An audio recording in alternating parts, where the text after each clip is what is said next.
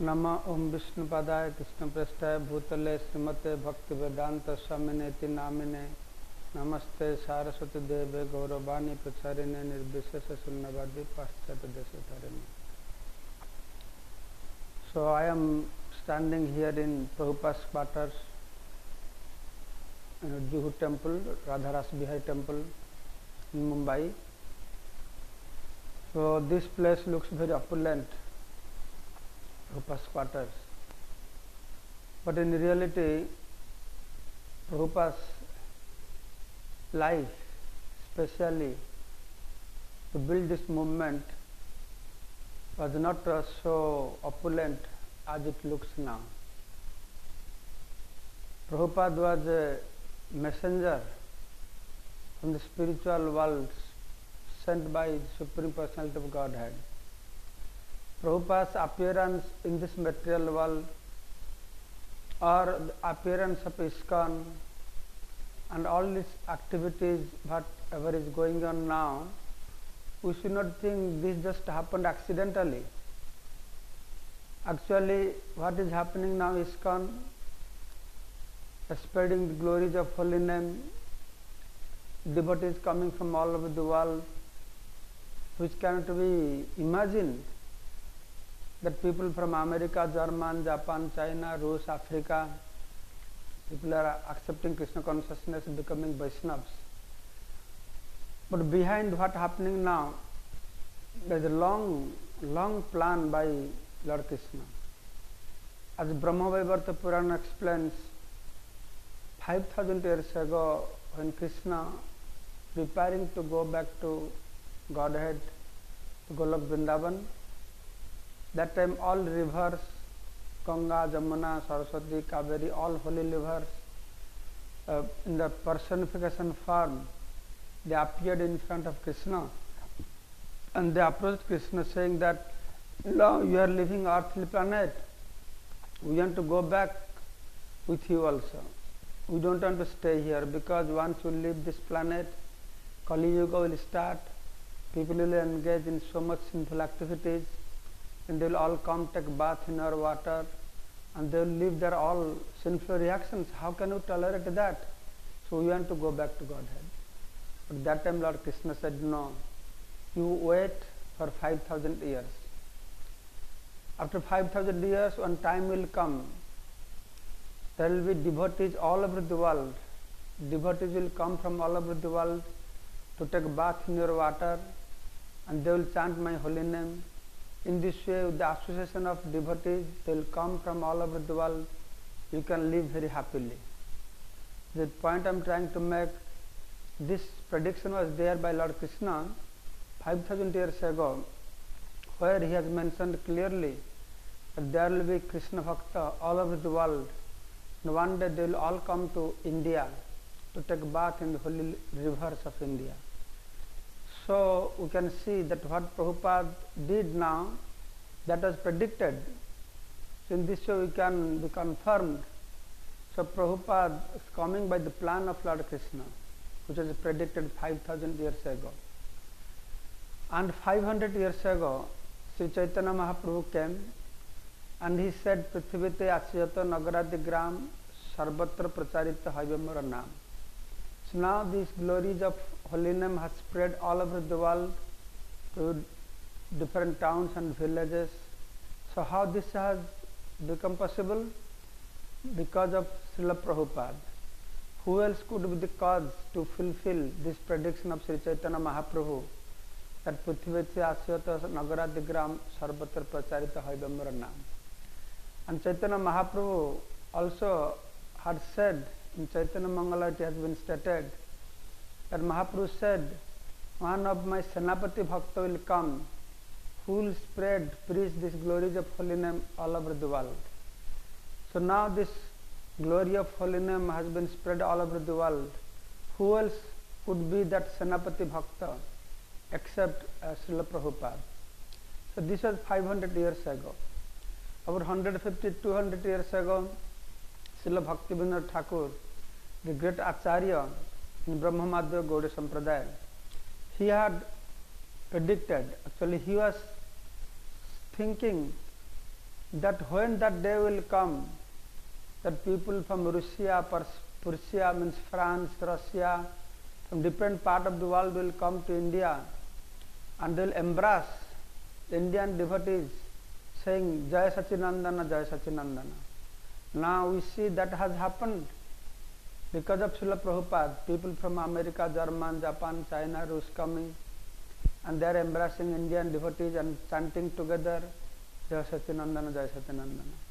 So here we see all this starting from 5,000 years ago, 500 years ago, 150, 200 years ago. All this prediction of Supreme Personality of Godhead and great Acharya has come to be truth because of Srila Prabhupada. So in this way we should understand the unique position of Srila Prabhupada, his unique role in creating this bona fide international society for Krishna consciousness, this ISKCON movement, which is meant to take people back to Godhead. So next point I would like to address that Prabhupada's sacrifice, what he has sacrificed to build this society for the benefit of the people in the whole world.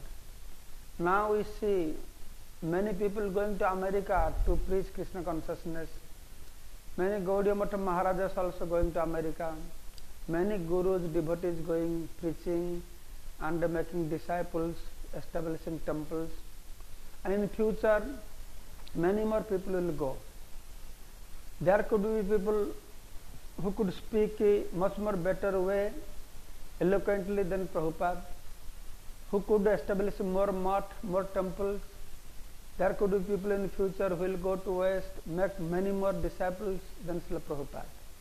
But still, in history, Prabhupada's position will be unique. How it will be unique? That is not only matter of going to Western countries and giving big lecture, nice things, making more disciples for temples. Even in future, many more preachers will go, gurus, sannyasis will go.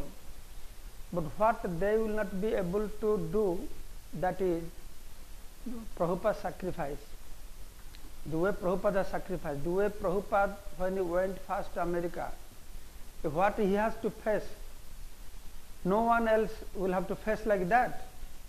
We can go very comfortably, speak, preach, speak nice class, but we will not get that opportunity of going through the trouble that Srila Prabhupada went through, the trouble to establish this glorious movement, International Society for Krishna Consciousness. Where Prabhupada reached there, nobody there to receive him. When Prabhupada went, he was not welcomed by big university people, big personalities. The way, humble way he started the movement. So that is the glorious part of the International Society of Krishna Consciousness. How he started this movement by preaching to the hippies who used to live on the street. Started this movement by playing on his kartal, chanting holy name in Tompkins Square Park. These are unique things that Prabhupada has to go through so much trouble if we go to Prabhupada Lilamrita. Just like one devotee was telling that that time we had very less facility. So devotees would be staying in one building along with Prabhupada with one toilet. They would stand in line to go to bathroom, and Prabhupada would stand in line also. And that time devotees are so ignorant, they did not have simple courtesy to say, Swamiji, you go ahead. They would stand in line and Prabhupada would stand in line also. So that is what Prabhupada has to tolerate. Once I heard that Mukunda Maharaj was driving Srila Prabhupada. Then Prabhupada bite one apple and gave to Mukunda Maharaj as his prasad. Then Mukunda Maharaj bite that apple and give to Prabhupada back to eat. So this is what the people that Prabhupada was dealing. So in my experience, it is not only Prabhupada speaking the right philosophy properly to the people, it is also how he tolerated them, how he tolerated. So that shows the compassion of Srila Prabhupada. The people at the beginning when Prabhupada established ISKCON, all kinds of people, uncultured, not clear, don't know how to behave, they are coming to Prabhupada, but Prabhupada is tolerating them as a mother tolerates their baby. So that is the great thing that Prabhupada we can find in Srila Prabhupada, that no other Guru, Acharya in future they have to face by going to Western countries. There could be people going to Western countries, giving more big class, opening temples and making disciples, but they will go in a very comfortable way. So that is the unique things that Prabhupada has to contribute to this material world. So he had to go through so much trouble to establish the society. Once I was discussing one of the Prabhupada's disciples, I was telling, oh, Prabhupada went through so much problem to establish the society. At the beginning, when he was struggling so much to establish the society, he has to go through so much trouble. And one of the Prabhupada's disciples said, Maharaj, don't think Prabhupada went through trouble at the beginning when he was trying to establish the society. He went through more trouble also afterwards. Even if his own disciples are giving trouble also, so much things happening there. The point I am trying to make, Prabhupada was not going through a comfortable life to please Krishna, but he was going through different tests, different kinds of things to please Lord Krishna. So that is what the devotional service, Prabhupada has taught us the burden of love.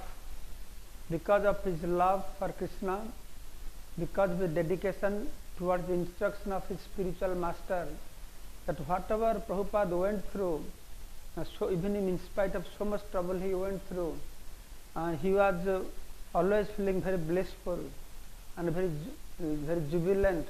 So this is the symptoms of pure devotees. So what Prabhupada has done to us, what he has done for us, what he has done for the people of the whole earthly planet, no one in future will come to do like that. I will tell, no one previously has done like that also.